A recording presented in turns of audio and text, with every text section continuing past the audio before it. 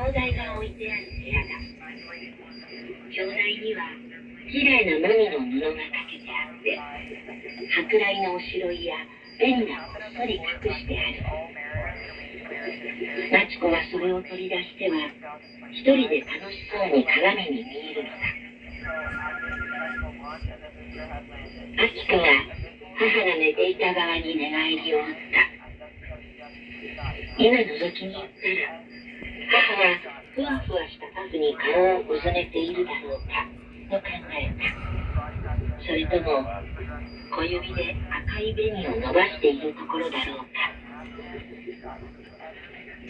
納屋での看病がすっかり嫌になったに違いない。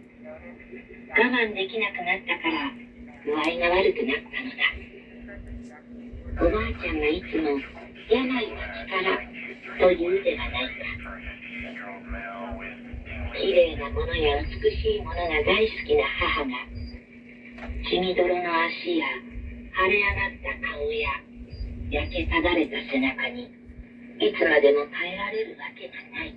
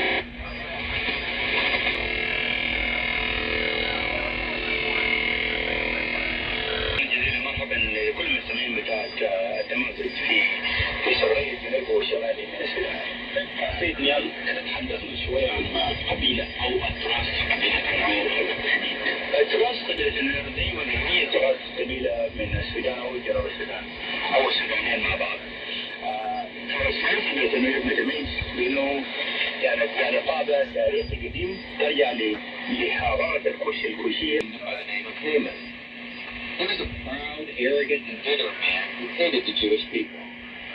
Unaware that Queen Esther was a Jewish woman who was living in Persia when she was selected to be queen, and was supposed to Montgomery Group's executive office.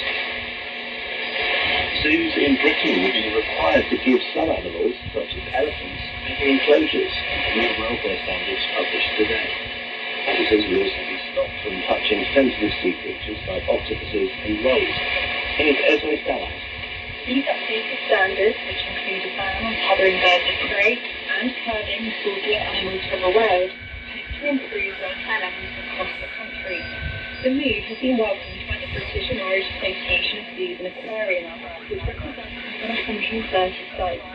But some members have said the changes could go further. Currently, checks are carried out by local authorities, which they say lead to variations in levels of enforcement. Critics have also said wild animal licences are too readily issued. The Cannes Film Festival closes today, though some of the prizes have already been awarded. Chilean filmmaker Diego Cespedes took the top honour from the secondary process on a glass section of the festival.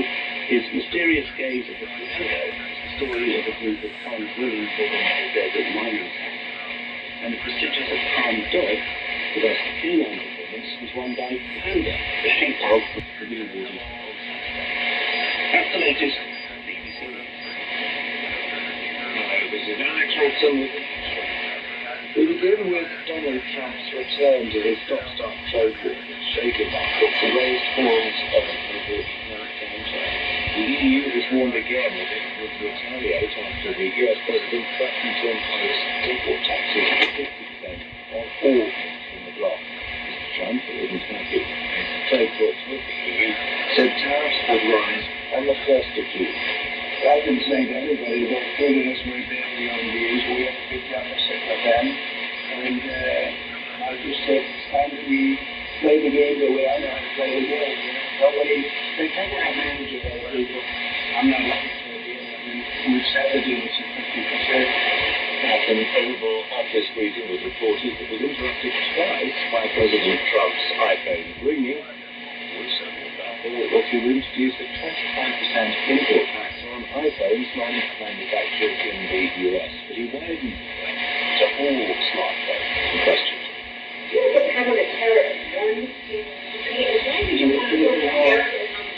It would be more on the also Samsung and anybody that makes that product, otherwise it wouldn't be fair. When the plant here, there's no tariff. Asked our North American business correspondent Michelle Ferry what a smartphone tariff would mean. I mean, it really is a tough time to be a phone maker in the US market, and that's because Donald Trump is determined to try and bring back manufacturing of these devices that have become so crucial to us of everyday life off to American shores.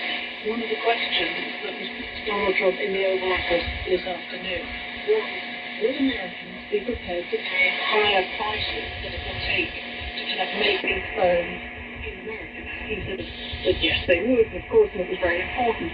But you have to break it down. At the moment, for example, Sony makes the camera and iPhone.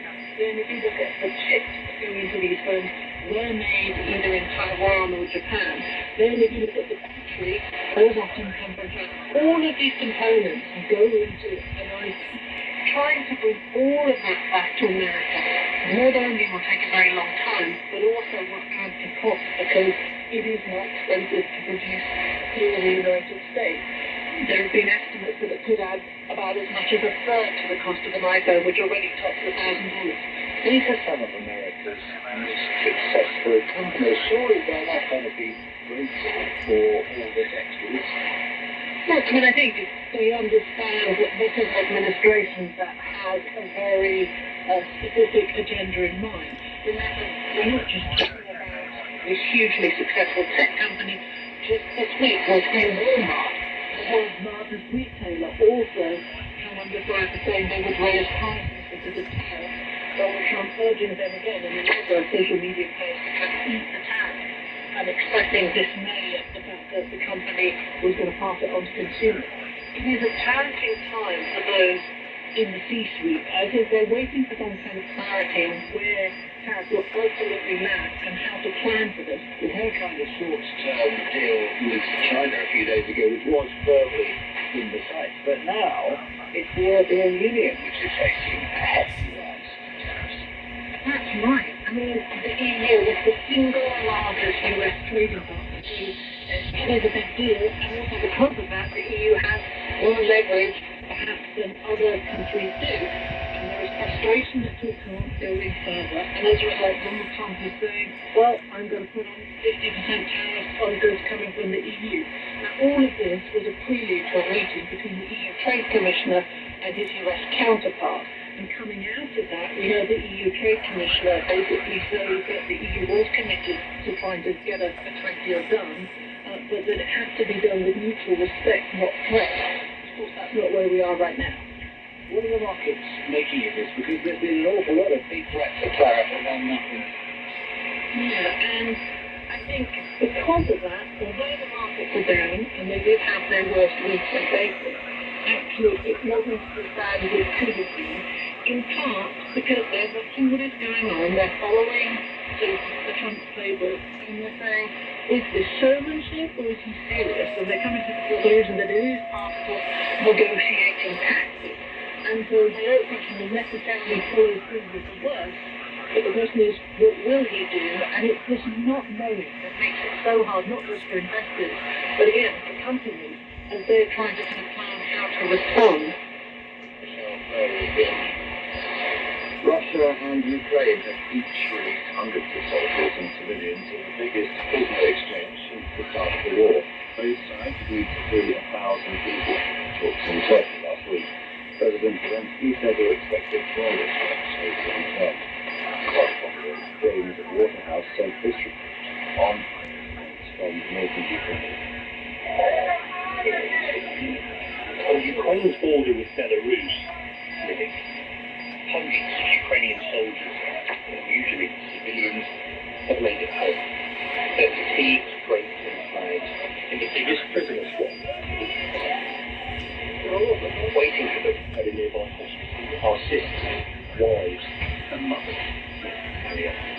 Mercenaries are volunteers at the start of the invasion and went missing. And up to now, I don't know where he is today exactly 3 years. How to disappear. Have any information? I don't have any information. No one here knows whether who they're looking for is involved in the swap. It's a community forged in hope.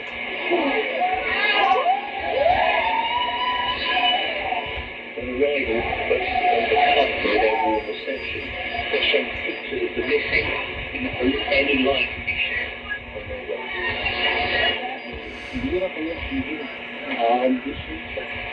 Faith was the only thing holding me together since Southland. I knew I would come home someday. I've been feeling for 3 years. 3 years. For a minority, I can see how it's hard. Becoming the prisoners.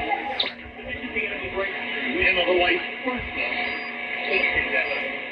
Ukraine nevertheless has to share America's belief that prisoner exchanges are a stepping stone to a ceasefire. Moscow says it will reveal its conditions for peace once 1,000 prisoners are stripped.